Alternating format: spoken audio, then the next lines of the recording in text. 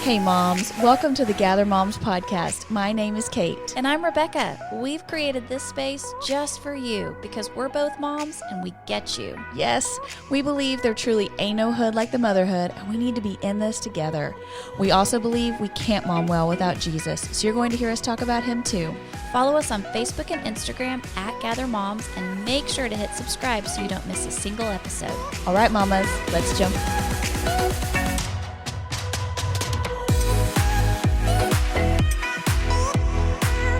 Welcome back, moms. This is part 2 of our Enneagram talk with Christina Wilcox.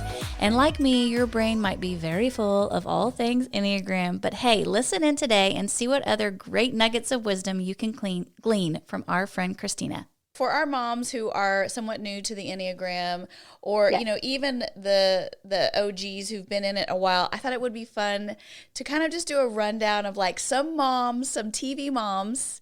And you may hate this. Like, I wonder if people do this to you and they're like, diagnose me or whatever. And you're like, no, that's not how you're supposed to do it. But I thought it would be fun if I like threw out some TV moms and we tried to type them by like what they are. And let me tell you. Let's do it. Okay, the first one is Lorelai Gilmore from the Gilmore Girls. She is, always wanting to have a good time. But she has worst case scenario vibes too. I think she's a 7-wing-6, if I had to guess. Okay. Because she's definitely in a state usually of avoiding being trapped in pain of any kind. So good. But she does have that. And even though she does have, I could see her leaning into her 8-wing in different episodes, but for the most part, she's very, even though she is flaky, she's incredibly loyal. And you can see that with how she treats Rory, especially when she starts getting boyfriends. Uh-huh. So I think that would be my guess for her. Christina, that's good. That's fascinating. For mamas listening, just so you know, the 7 is the enthusiast. So she said she was a 7-wing enthusiast. Yeah, So she's a 7-wing-6. Okay. Okay, what about Kris Jenner? I have never seen an episode of The Kardashians. Listen, I don't really watch it either. I'm in the bubble. Still in the bubble. I also grew up in a bubble. But I do know, from what I've seen, actually, there's a whole podcast that went into each Kardashian's Enneagram type. Like, it was a podcast dedicated to finding the Kardashians' Enneagram types. And I think what they decided, because my friend sent it to me a long time ago, I think they also said that she was a 3, wing 4 was their guess. I could see that. Yeah. Yeah. Very interesting. Because she was very concerned with the image of the family. Yeah.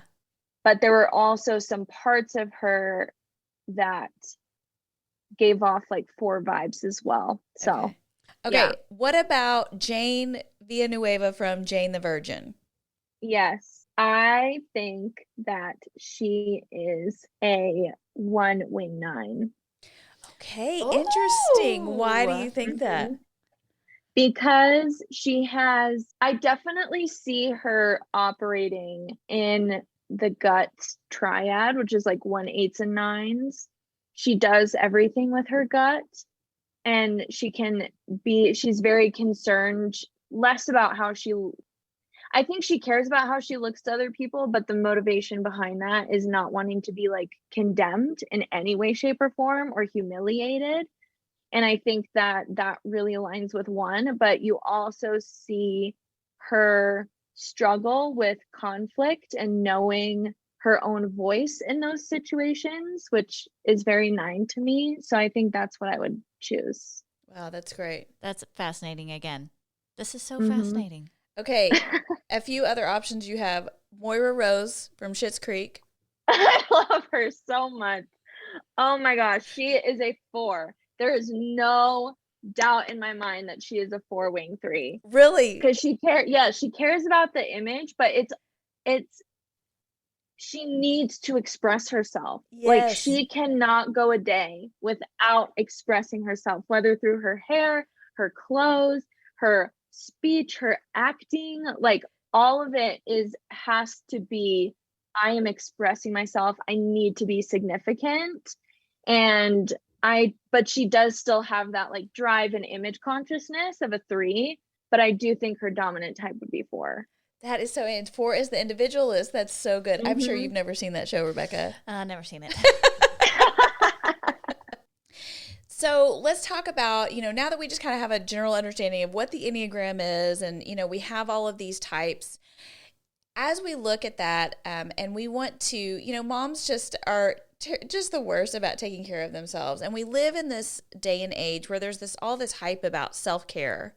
But really it ends up being just so artificial, the ways that we're actually caring for ourselves.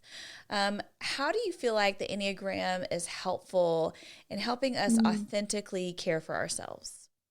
Yeah, I definitely think that one, it allows you to think about self-care uniquely for you and not just like a blanket to cover all of your problems. It's like, I think it invites us to think about self-care as something that is more than just feeling physically good. I think self-care sometimes is doing the things that we don't want to do at all, but it is what's best for us in the end. And that could even be as simple as brushing your teeth or putting on deodorant or doing your hair, whatever it could be something that simple, but it also could be something a little deeper. I think the Enneagram provides a pathway for you to be able to see what those things might be for you, instead of just like seeing an infographic about self-care and like going through the infographic, which can be extremely helpful too. And I'm not dogging on that, but I think that I think it just allows you to think about what it looks like for you and your spouse and the people in your life that like have a deeper understanding of because of the Enneagram. Yeah. So one of the things that resonated with me for the 3s, a way to self-care, one of the things that stood out, one of your ideas was to look back through old photos. And that nostalgia, is a way to kind of care for yourself. Let me tell you something. I love looking back through old photos, and that's why I do chapbooks, and that's why I, make these family yearly picture albums and stuff, because it does something so much. I think so often when I look at my life, I think, I'm not really doing enough. I'm not making an impact. Why do these days matter? But when I stop and I look at one of those books, I go, oh my goodness, what a good life we have. Look at all these wonderful things. And it kind of helps me, my past self, kind of catch up with where I am now. And it kind of gives me some peace about, we're doing okay. We actually have a really good, beautiful life. Yeah. I never thought about that as a self-care opportunity. It's just this chapbook comes in and I put it with the rest of them. Then I end up perusing the others and I feel good. That's a way I'm caring for my soul, is by looking back, over those things. Yeah. Reminding yourself how far you've come. Yeah. Is there anything for you, now kind of retyping yourself, is there anything that you, from the book, any tips that you gave that you really do now as maybe being more in a 6-7 space that have been especially helpful for you? 2 things.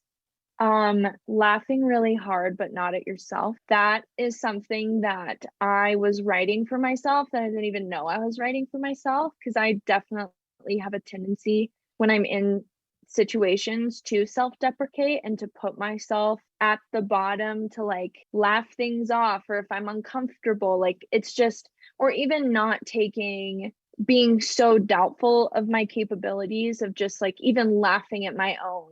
Wow. Like minimizing what I do. Even like I even associate laughter with that minimization of like my feelings or something I've accomplished. Like I often found myself saying an accomplishment and like then telling a joke about something that I like, but you shouldn't really think that much of me because I'm actually awful. You know what I mean? Like that vibe. And I think I've learned the power of laughing when I'm not at the expense of the laughter, even if I'm putting myself in that situation. And also learning, there's a whole section about having your gut be your guide. And 6s have a tendency to place all authority outside of themselves. Okay. They have a really hard time developing inner, there's no other, it sounds very woo-woo, but like inner trust of knowing that I can make a decision and I have the resources in me because of the Holy Spirit, because of everything, to make a decision for myself. And I have that tendency to place authority on leaders, on people in my life, on things I'm looking at to influence my decisions, and not even influence, to make my decisions. Wow. Okay. And so something that I truly understood that I was a 6, even through therapy, of her pointing out to me, like, you realize everything you just said gave everyone else authority over your life except for you. Wow. Like, you have no authority over your decisions at the Wow. moment. And that has been something that I mean, I'm actively working through that in my life. But I think those are 2 things that, yeah, I've definitely tried to put into practice. I'm just curious, like, as our moms are listening to this, like, one of the things that I think I never considered about the Enneagram that you've talked about a lot is how by figuring out who you are on the Enneagram, that it's actually a step forward in health, even maybe to therapy, to kind of work through some things that you didn't know you were struggling with. And I think, honestly, as a young mom, you were just trying so hard to keep up and like stay atop of things that, I mean, I did not have time for therapy. I was like, I don't got time for that. I got to like change diapers and raise kids. Like later in my life, now that I'm in my 40s and like you're seeing some light at the end of the tunnel as your kids get bigger, you really do kind of turn inward a little bit and think about what's going to make you a healthy person. So what would you say to a mama that's like trying to figure out this Enneagram thing, and then she thinks, well, maybe I need therapy? I think sometimes we think therapy is bad. Like, well, that means there's something wrong with you. How is that therapy with the Enneagram actually helping you become more whole? Yeah, I think a huge thing for me, because I also grew up believing that therapy meant I was crazy, or that I was, had reached a point beyond repair. And I think in some cases, there are people who go to therapy who are in that deep state of distress. But for the most part, what really changed my mindset, one, was seeing it as a proactive measure in my life. Even if I feel like I'm doing well, it doesn't mean I have to like go into therapy and dig up stuff that doesn't need to be brought up, but being proactive of, especially those, I mean, we've all experienced trauma in some capacity. And I think that we have certain activators that we are unaware of how we respond. We have blind spots. We have even like simple concerns we have in our life that can be distressing. That's like valid enough of a reason to talk with someone about it, just to have not only objectivity, but a good therapist will truly see you unconditionally, with love, with acceptance. It doesn't matter what you could possibly say out loud. They are clinically trained to help you in that moment and to not cast judgment and to not hold bias for what you're feeling or feel guilty for. And that's kind of with my own journey with therapy. I went because I've struggled with anxiety and depression and panic my whole life. And I had kind of gone through this season of actually seeing a psychiatrist, because it had gotten to a point where I was like, I don't know how to function anymore with this in my life. And so my motivation for therapy was actually because my psychiatrist was like, yeah, it's one thing to get a diagnosis. It's another to actually learn new coping skills and to really unpack where all of this comes from. And I think obviously therapy is intimidating. It is scary. It often gets worse before it gets better because you're unraveling things that have probably been suppressed. But I think as far as needing therapy, we are in a very privileged point in our society where needing therapy is considered more strong than it ever has in history. Yeah. And I totally understand why there's shame and stigma, and even like sometimes it's not safe for people to get therapy because of people in their life who have beliefs about therapy. But I think that at the end of the day, therapists and therapy is far more chill than a lot of people realize. Agree. Yeah.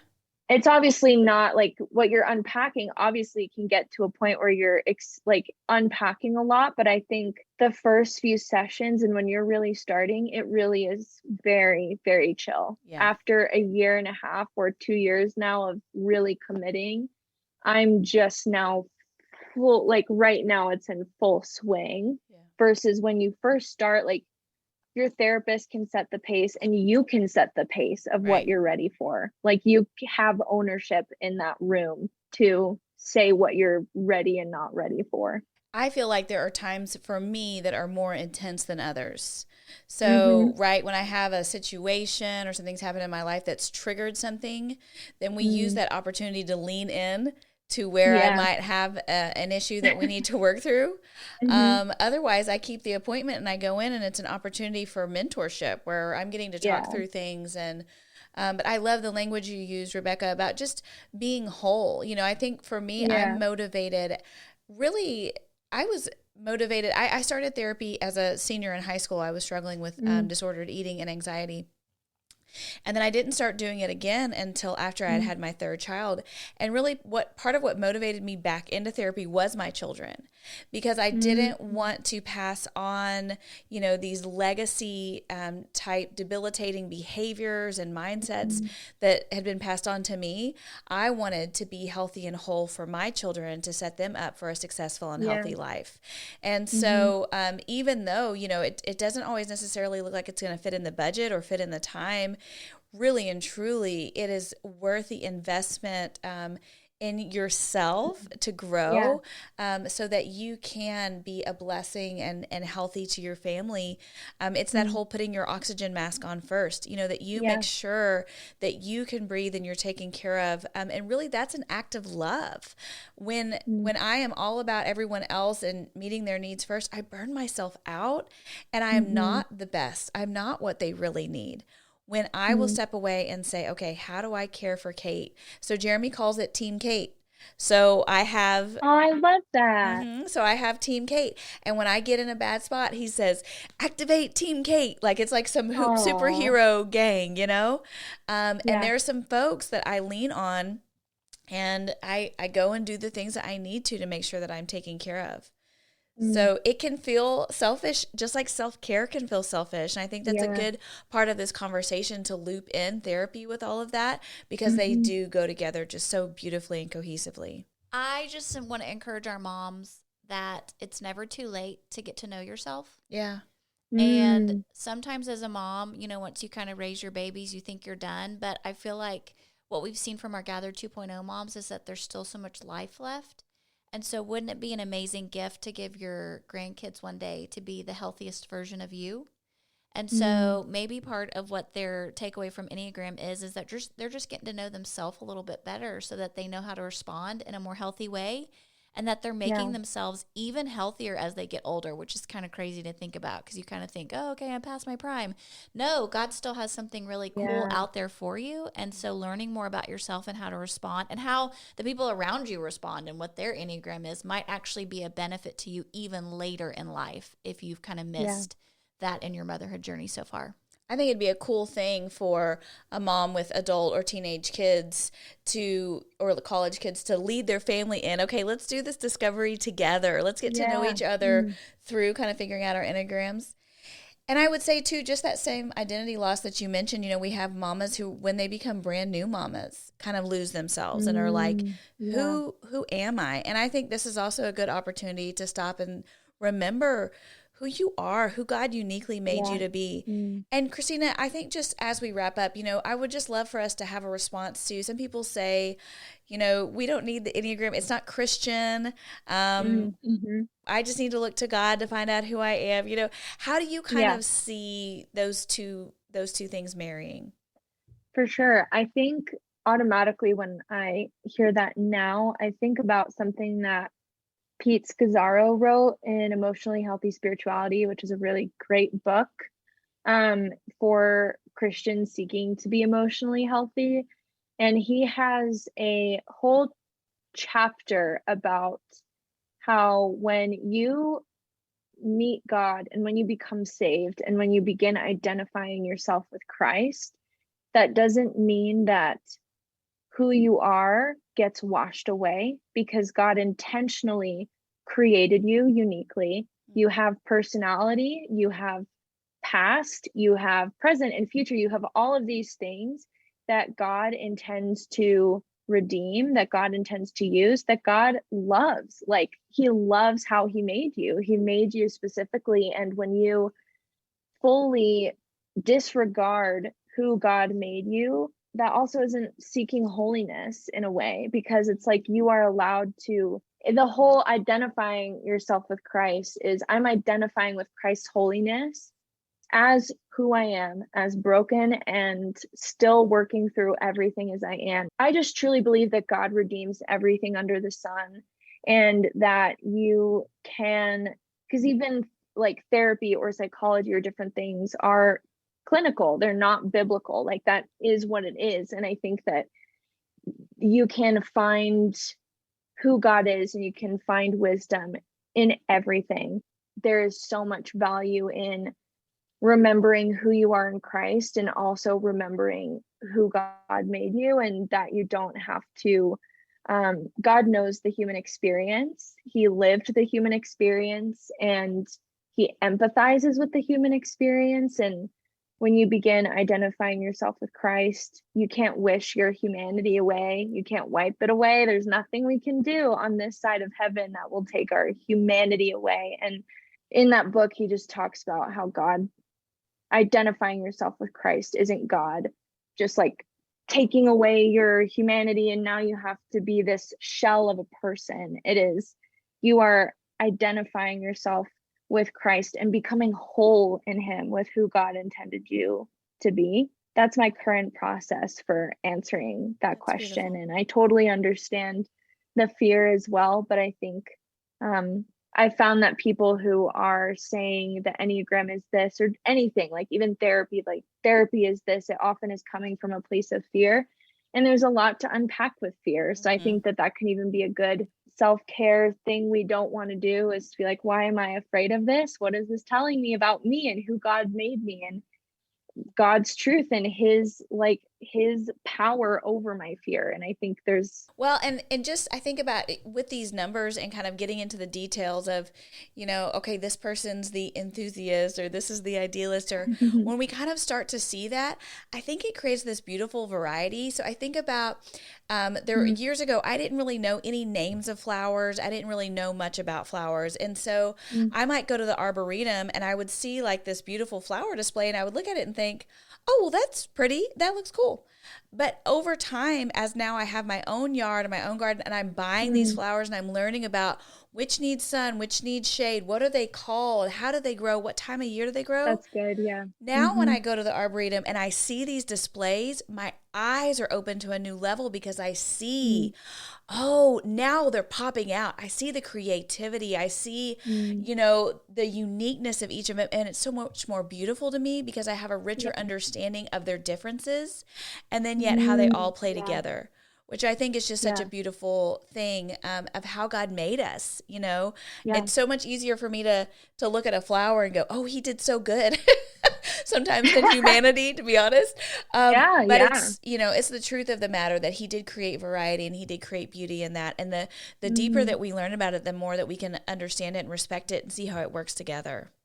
Yeah. And I think every type shows when they are their healthiest, wholest self, shows characteristics of God uniquely. And I also think too, it's like putting on, like you said, it's taking off even your own glasses of how you view the world and putting on someone else's glasses and seeing what the world looks like to them, how God created them to see the world as well. And I think that it's something that really shows us, I think, the body of Christ and how we're wired to be different together and be united, a hand, be but a different. Foot, be an ear. Exactly. Yeah. Christina, thank you so much for having this discussion with us. We have so many moms who love the Enneagram and so many. Yay. I think there's still some in Rebecca's camp. I think they're jumping on the caboose. I think they're like, all right, I'll get on the train. Let's go. Yeah.